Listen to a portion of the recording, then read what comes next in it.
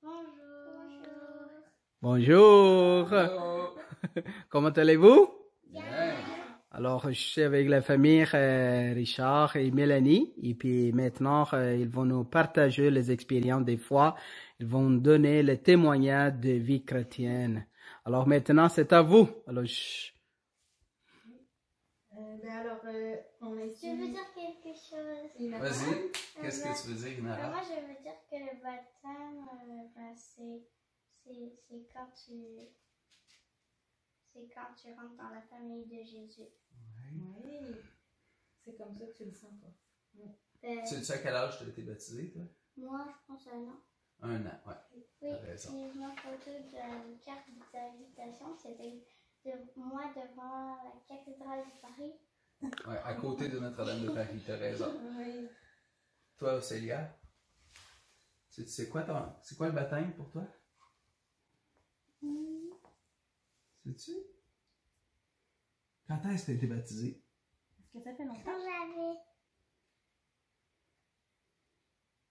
5 ans. 5 ans. Qui t'a baptisé? Hein? Regan. C'est Regan qui t'a baptisé, oui. Pourquoi tu voulais que ce soit Regan qui te baptise? À cause que je voulais que ça soit mon ami. Oui. Puis, depuis que tu as été baptisé, qu'est-ce que ça a changé dans ta vie? Ben, maintenant, il est mon ami. Qui? Regan? Oui. Y a-tu un autre ami que toi maintenant que tu es baptisé? Jésus. Jésus. Jésus, en fait, il était déjà dans ton cœur, hein? Mais là, tu y parles un peu plus. Toi, Inara, tu voulais-tu dire quelque chose? Ben, moi, je voulais juste dire que moi, je ne pouvais pas parler à Jésus. Fait que c'est un peu sûr que je lui parlais plus parce que non, je savais pas parler.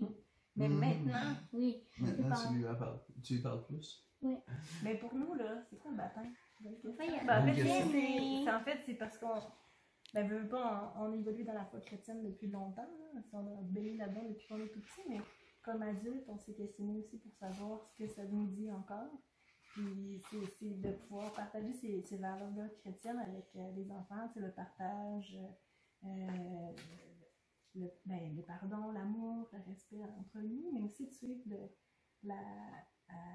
l'exemple de Jésus aussi dans ce qu'on est comme personne. On le fait déjà, mais on veut aussi aider nos enfants à suivre les pas de Jésus. C'est tout ça. Puis en demandant à Jésus d'aller dans le cœur de nos enfants, d'aller les guider, ça nous permet de pouvoir les accompagner après pour qu'ils deviennent des meilleures personnes. C'est un peu tout ça. Ben, le baptême, pour moi, d'abord, c'est si on veut, l'initiation pour devenir chrétien. Là. Puis, donc, c'est la première étape. Ça va permettre à nos filles de suivre après ça le reste du chemin chrétien si ça leur dit. Qu'est-ce que tu te souviens toi, du baptême de chacune? Ben, Inara, ce que je me rappelle, c'est à quel point elle était remplie de lumière cette journée-là, puis qu'elle était comme émerveillée, puis heureuse de vivre ce moment-là avec nous. Puis pourtant, elle avait juste 1 an et quelques mois, puis on le sentait qu'elle était remplie de joie, qu'elle était comme remplie de Dieu en elle. Là. C'était vraiment fort, et puis c'était puissant. Là. On voyait ce qui dégageait d'elle. Ouais. Puis, ben, Océlia. D'ailleurs, je trouve ça drôle, par exemple, ce que tu dis parce que tu parles de lumière. Puis Son nom veut dire lumière, fait que c'était le cas de le dire à l'hiver son baptême. Oui. Puis Océlia, t'allais dire?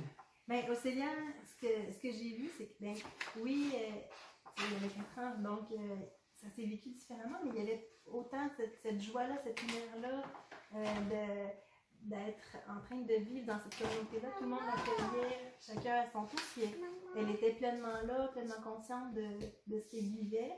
Et ça, je crois que c'était spécial de vivre ça avec Océlia.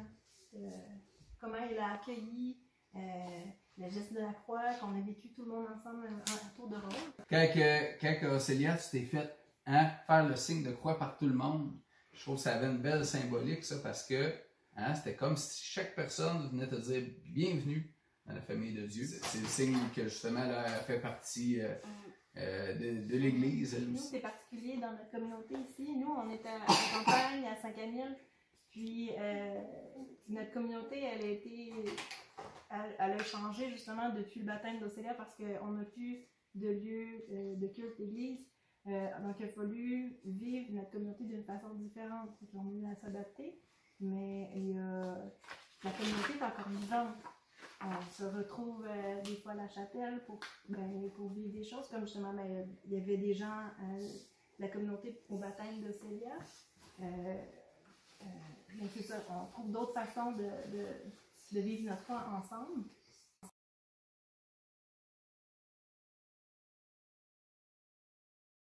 C'est le fun, dernièrement, qu'on soit là à Wotton pour aller voir. La communauté qui nous a. Il y avait besoin d'un coup de main pour jouer de l'orgue. Ça fait que là, ça a été le fun. Les filles ont pu venir chanter en haut. Fait que, puis là, après, tout le monde placotait ensemble. Fait que c'était le fun. Ça ne nous empêche pas de faire église à la maison. C'est sûr que dans le trait du quotidien avec les devoirs et tout ça, des fois, c'est pas tout le temps facile, mais on trouve le moyen, je pense. Hein?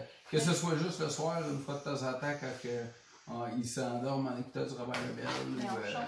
On chante des chansons. Comme on fait son jardin au début de l'été, comme on sème le grain dans la terre le mai. Souvent en chantant ici, ouais. Ça fait partie de notre façon de prier depuis longtemps. On a toujours chanté, ouais. C'est connu dans la chorale, que ce soit dans le chant, dans la prière, dans les histoires. Vas-y. Vous dire les 10 commandements, peut-être que si ça a changé, vu que c'est des années 50. Oh, ça n'a pas changé, les 10 commandements, c'est même depuis 3000 ans, à peu près. Alors, je vais vous lire la première phrase. Non, c'est juste le haut. C'est ça? Oui. Un seul Dieu tu adoreras et aimeras parfaitement. Puis, Océlia, elle, c'est quoi qu'elle a? La Bible. C'est une petite Bible. Ça doit être express à la quantité de pages qu'il y a là. Puis, c'est quoi? Ah, tu vois, ça, c'est Adam et Ève. La crème. Hein? C'est la crème. C'est l'autre page après, probablement. Ouais.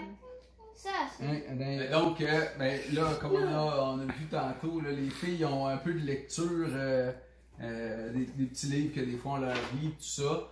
Ça permet de parler de choses spirituelles et religieuses avec eux autres, d'avoir un contexte, surtout avec des images. Ouais, pour les enfants, là, c'est précieux. Là. Essayer de leur retentir avec la Bible de Jérusalem, je suis pas sûr que c'est gagnant. Mais fait qu'avec ça, ça fait leur bonheur. C'est avec leurs mots, c'est ça. Ça, c'est génial. Et là, c'est ça. Puis là, la prière, dans leurs mots, prendre le temps de dire merci de la journée. En même temps, hein, c'est ça que je trouve qui est génial. Hein? De plus en plus, il y a des recherches qui disent que de prendre le temps de faire de la gratitude, de reconnaître ce qui est bon dans nos journées, ça nous permet de mieux vivre et tout ça. Ça fait 2000 ans et plus que on enseigne aux gens de dire merci à Dieu, de rendre grâce à Dieu. Ces choses-là nous aident à mieux vivre au jour le jour, dans la vraie vie, ici et maintenant. Fait que, donc, d'apprendre ça à nos filles, pour nous, c'est précieux de prendre le temps de reconnaître dans leur journée qu'est-ce qu'ils ont aimé, de prendre le temps aussi des fois de partager, de confier à Dieu leurs troubles, leurs doutes, leurs préoccupations. Aussi, c'est partager à Dieu, oui, mais aussi partager en famille, c'est prendre le temps de se parler autour de la table pour les aider à vivre à partager ce qu'ils vivent, puis justement d'être exemple de partage, d'écoute, de respect, d'amour. Le respect, c'est important pour nous, évidemment l'amour, le partage, le pardon, le respect de la nature, hein, on vit en pleine nature, pour nous, c'est très important. Oui.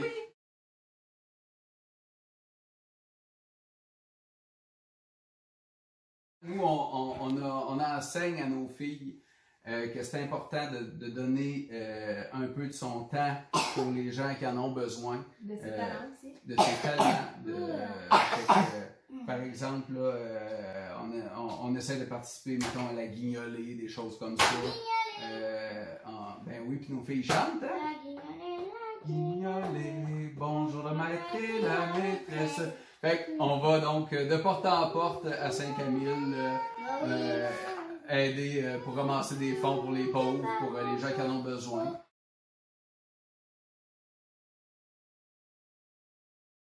Jésus, pour moi, c'est mon ami. Ok, super. Ça, c'est bien. Ensuite, ben, moi, Jésus, pour moi, c'est un peu comme notre père. Ah oui, pour toi, c'est comme ton père. Ben, c'est un peu ça pour tout le monde. Bon, on a tous une façon de le voir différente. Ouais. Moi, pour moi, Jésus, c'est Mais vraiment mon l'amour. genre de vrai papa, c'est papa. Oui. Pour moi, Jésus, c'est l'amour. C'est un grand amour.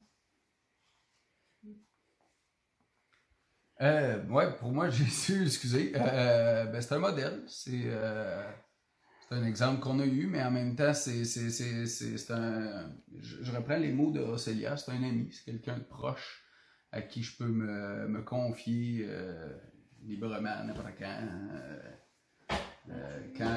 Bon, j'avoue que je m'y confie un peu plus quand ça va moins bien, là. Mais quand ça va bien, je suis pas pire et tout pour rendre grâce. Quand je chante les deux, ben là, on dirait que je jase moins, je suis maussade dans mon coin. Mais bon, je pense que ma blonde dirait la même chose. Fait que voilà.